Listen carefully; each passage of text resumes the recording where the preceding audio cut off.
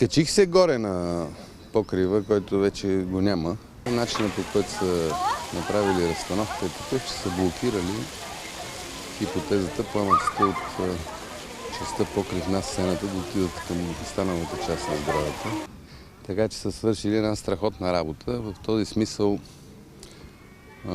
щетите са минимални на фона на това, което можеше да се случи.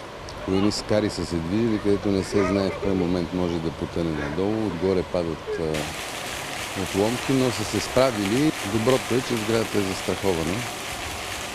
Така че се надяваме всичко да бъде оправено във времето. Застраховката би трябвало да покрие щетите.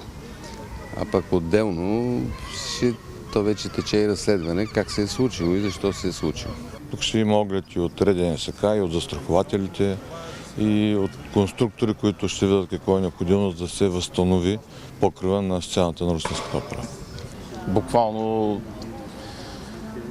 сърцето ми се скъса, защото точно преди седмица много хубави неща бяхме договорили.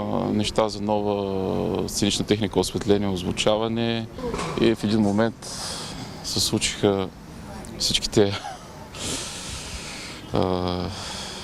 неприятни моменти, но съм дълбоко убеден, че Русенска опера ще има.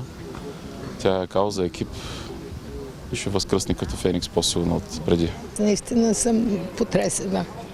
Наистина не мога да се успокоя. Много трудно говоря.